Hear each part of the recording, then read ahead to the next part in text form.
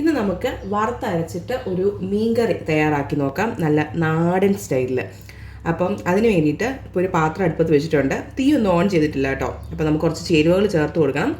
അതിനുശേഷം മാത്രം നമുക്ക് തീ ഓൺ ചെയ്ത് കൊടുക്കാം. ഇതിനകത്ത് ചേർക്കുന്നത് തേങ്ങ ചിരവിയതും പിന്നെ ഒരു തണ്ട് കറിവേപ്പിലയും കൂടെയാണ്. ഇതൊരു ഏകദേശം ഒരു അരക്കപ്പ് തേങ്ങ ചിരവിയതുണ്ട്. അതോടൊപ്പം തന്നെ ഒരു തണ്ട് കറിവേപ്പിലയും കൂടെ അത് നമുക്ക് ഈ പാത്രത്തിനകത്തോട്ട് ചേർത്ത് കൊടുക്കാം. പിന്നെ ഇതിലേക്ക് ചേർത്ത് കൊടുക്കുന്നത് ഒരു 4 അല്ലി വെളുത്തുള്ളിയാണ്.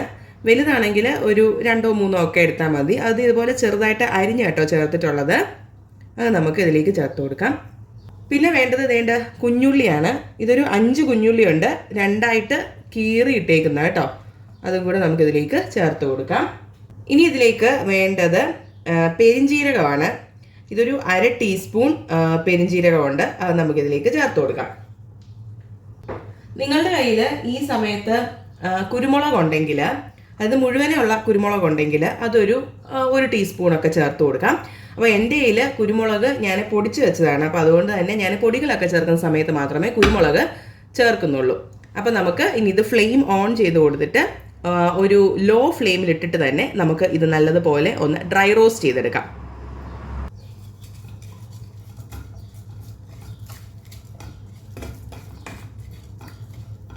ഇത് കുറച്ച് സമയം എടുത്ത് തന്നെ നമ്മൾ ഡ്രൈ റോസ്റ്റ് ചെയ്യാനായിട്ട് ശ്രദ്ധിക്കണം കേട്ടോ. കാരണം ഹൈ ഫ്ലെയിം ഇട്ട് കഴിഞ്ഞാൽ ഇത് പെട്ടെന്ന് തന്നെ കരിഞ്ഞു പോകും.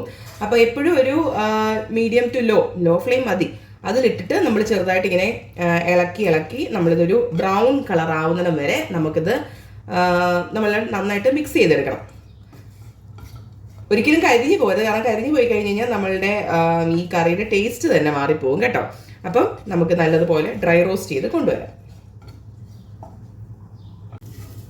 ഇങ്ങനെ ചെറുതായിട്ട് അതായത് ചുമന്ന് വരുന്ന ആ ഒരു സ്റ്റേജ് എത്തുമ്പോൾ പിന്നെ നമ്മൾ കൈ വിടാതെ തന്നെ നമ്മൾ മിക്സ് ചെയ്യണം, അല്ലെങ്കിൽ പെട്ടെന്ന് തന്നെ ഇത് കരിഞ്ഞു പോകും. അപ്പോൾ കൈ വിടാതെ തന്നെ മിക്സ് ചെയ്ത് നമ്മളിത് ചുമന്ന് എടുക്കേണ്ടതാണ്. അപ്പോൾ ഇതിപ്പം ഏകദേശം ഇതൊന്ന് റോസ്റ്റ് ആവാൻ വേണ്ടിയിട്ട് എനിക്കൊരു 15-20 മിനിറ്റോളം വന്നു. അപ്പം നല്ല ലോ ഫ്ലെയിമിൽ തന്നെ ഇട്ടിട്ട് നമ്മളൊരു 15-20 മിനിറ്റ് ഇതുപോലെ കൈവിടാതെ ഇളക്കിക്കൊണ്ടിരുന്നാൽ നമ്മളുടെ തേങ്ങയൊക്കെ നന്നായിട്ട് റോസ്റ്റ് ആയിട്ട് വരും.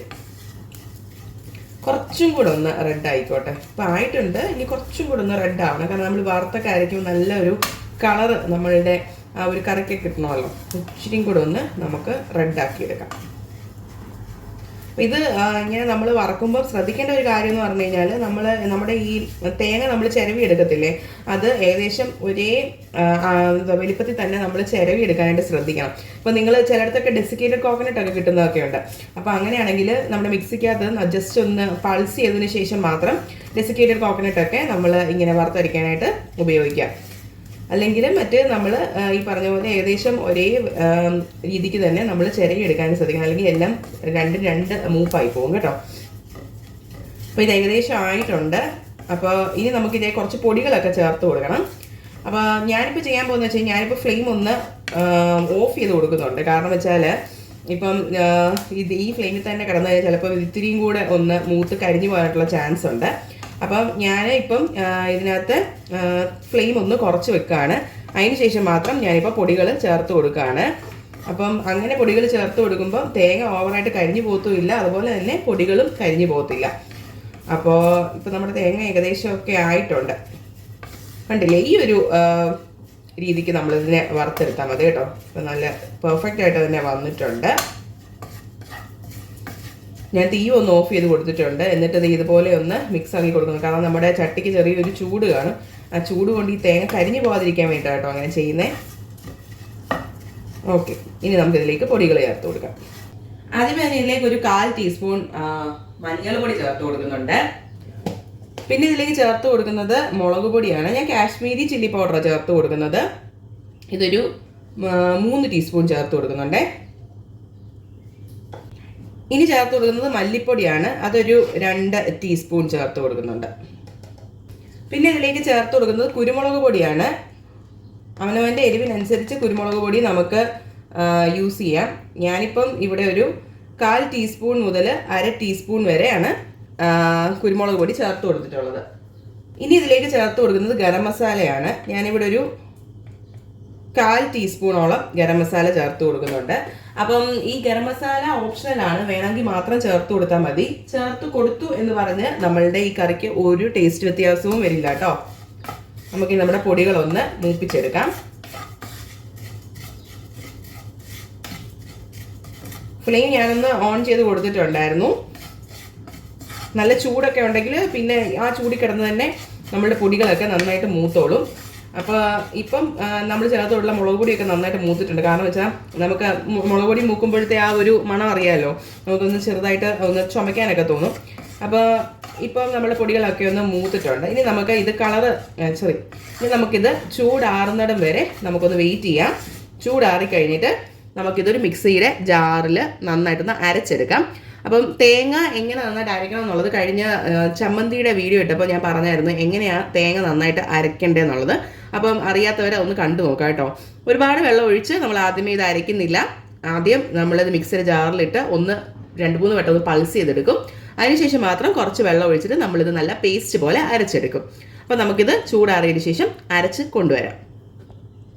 ഇനി നമുക്ക് നമ്മളുടെ വറുത്തരച്ച മീൻകറി തയ്യാറാക്കിയെടുക്കാം. അപ്പോൾ അതിനായിട്ട് ഒരു മൺചട്ടി വെച്ചിട്ടുണ്ട്. ഇതിലേക്ക് നമുക്ക് ചേർത്ത് കൊടുക്കുന്നത് എണ്ണയാണ്.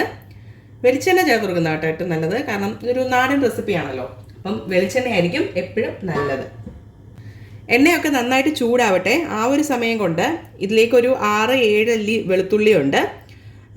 ഇതുപോലെ ചെറിയ കഷ്ണങ്ങളൊക്കെ ആക്കി നുറുക്കിയെടുത്തിട്ടുണ്ട്. അതുപോലെ തന്നെ ഒരു മീഡിയം സൈസ് ഒരു ഇഞ്ചി ഇതുപോലെ ചെറിയ കഷ്ണമായിട്ട് എടുത്തിട്ടുണ്ട്. പിന്നെ ഒരു പച്ചമുളകും കൂടി ചേർത്ത് കൊടുക്കുന്നുണ്ട്. നമ്മൾ മുളക് പൊടി ചേർത്തിട്ടുണ്ട്, പിന്നെ അതുപോലെ തന്നെ കുരുമുളക് പൊടിയും ചേർത്തിട്ടുണ്ട്. അപ്പോൾ അതിൻ്റെ അനുസരിച്ച് തന്നെ നിങ്ങൾ മുളക് എടുക്കാനായിട്ട് ശ്രദ്ധിക്കുക. ഇത് അത്യാവശ്യം നല്ല എരിവുള്ള ഒരു മുളകാണ്, അപ്പോൾ അതുകൊണ്ടാണ് ഒരു മുളക് എടുത്തിട്ടുള്ളത് കേട്ടോ. പിന്നെ അതോടൊപ്പം നമുക്ക് വേണ്ടതുണ്ട് ചുവന്നുള്ളിയാണ്. ഇതൊരു 10-15 ചുവന്നുള്ളിയുണ്ട്. ഇത് കൂടിയാലും കുഴപ്പമൊന്നുമില്ല. ഞാനിപ്പോൾ ഒരു 15 ചുവന്നുള്ളി ഇതുപോലെ റൗണ്ടായിട്ട് കട്ട് ചെയ്തെടുത്തിട്ടുണ്ട്. ഇനി നമുക്ക് ഇതെല്ലാം ഒന്ന് വഴറ്റിയെടുക്കാം. മുഴുവനെയുള്ള ഉലുവ ഉണ്ടെങ്കിൽ ഈ സമയത്ത് നിങ്ങൾക്കൊരു 1/4 ടീസ്പൂൺ ചേർത്ത് കൊടുക്കാം. ഞാനിപ്പോൾ ഉലുവ പൊടിയായിട്ടാണ് ചേർത്ത് കൊടുക്കുന്നത്. അപ്പോൾ അതുകൊണ്ട് തന്നെ ഇപ്പം ഈ എണ്ണയ്ക്കകത്തോട്ട് ചേർത്ത് കൊടുക്കുന്നില്ല. അപ്പോൾ അതേ വെളുത്തുള്ളിയും ഇഞ്ചിയും മുളകും ചേർത്ത് കൊടുക്കാം.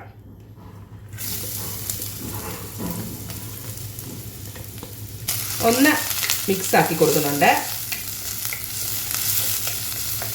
ഇതിലേക്ക് നമ്മൾ നമ്മുടെ ചുവന്നുള്ളിയും കൂടെ ചേർത്ത് കൊടുക്കുന്നുണ്ട്.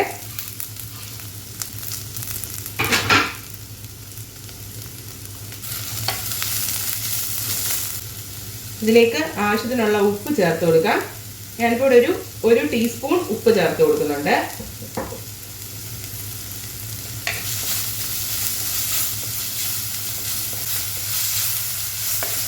ഒരുപാട് അങ്ങ് മൊരിഞ്ഞൊന്നും പോകണ്ട. നമ്മളുടെ സാധാരണ മുളകിട്ട മീൻകറിയൊക്കെ തയ്യാറാക്കുന്ന ആ ഒരു രീതിക്ക് തന്നെ നമ്മളിത് വഴറ്റിയെടുക്കണം.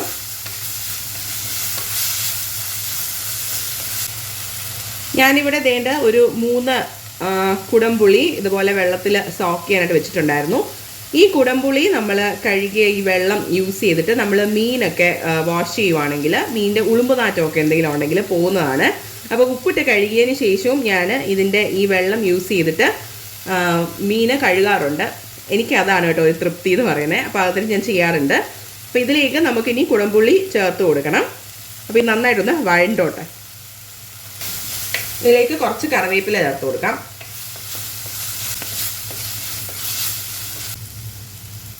ഇത്രയൊക്കെ വഴണ്ടാൽ മതി കേട്ടോ. ഇനി ഇതിലേക്ക് ചേർത്ത് കൊടുക്കുന്നത് നമ്മൾ അരച്ച് വെച്ചിട്ടുള്ള നമ്മളുടെ ആ ഒരു വറുത്തരപ്പാണ്.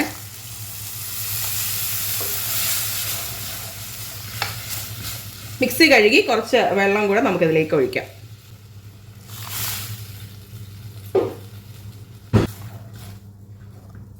ഒന്ന് മിക്സ് ചെയ്ത് കൊടുക്കാം. പിന്നെ ഇതിലേക്ക് നേരത്തെ വന്നിട്ടുള്ള ആ കുടംപുളിയും കൂടെ ഒന്നിട്ട് കൊടുക്കുന്നുണ്ട്. ഇത് നല്ലതുപോലെ തിളയ്ക്കണം. അപ്പം നന്നായിട്ട് തിളയ്ക്കുന്ന വരെ നമുക്കൊന്ന് വെയിറ്റ് ചെയ്യാം. ഇതിലേക്ക് ഒരു 1/4 ടീസ്പൂൺ ഉലുവാപ്പൊടിയും കൂടെ ഒന്ന് ചേർത്ത് കൊടുക്കുന്നുണ്ട്. ആദ്യമേ ചേർത്ത് കൊടുക്കേണ്ടായിരുന്നു, ഞാൻ മറന്നുപോയി. അപ്പം ഈ ഒരു സമയത്താണ് ചേർത്ത് കൊടുക്കുന്നത്. ഉലുവാപ്പൊടിയും കൂടെ ചേർത്തിട്ട് നമുക്ക് നല്ലതുപോലെ ഇതൊന്ന് തിളപ്പിച്ചെടുക്കാം. അപ്പോൾ അതേണ്ട തിളച്ച് തുടങ്ങിയിട്ടുണ്ട്. ഈ ഒരു സമയത്ത് നമുക്കിതിലേക്ക് മീൻ കഷ്ണങ്ങൾ ചേർത്ത് കൊടുക്കാം.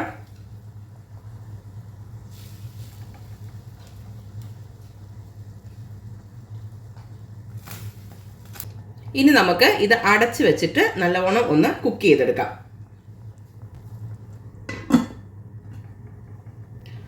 അപ്പോൾ ഇത് വേവാൻ ഒരുപാട് സമയമൊന്നും വേണ്ട. ഒരു 7-8 മിനിറ്റ് കൊണ്ട് തന്നെ നമ്മളുടെ മീനൊക്കെ നന്നായിട്ട് കുക്കായി വരും. നമുക്ക് തുറന്നു നോക്കാം.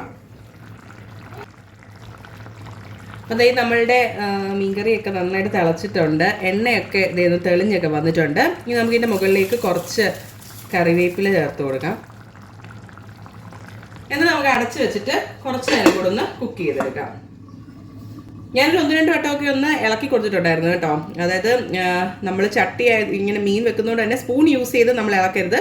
ചട്ടി ഒന്ന് ചുറ്റിക്കാവുള്ളൂ. 2-3 വട്ടമൊക്കെ ഞാനിങ്ങനെ ചുറ്റിച്ചു കൊടുത്തിട്ടുണ്ടായിരുന്നേ. അപ്പോൾ ദേ നമ്മളുടെ മീൻകറി ഇവിടെ റെഡി ആയിട്ടുണ്ട്.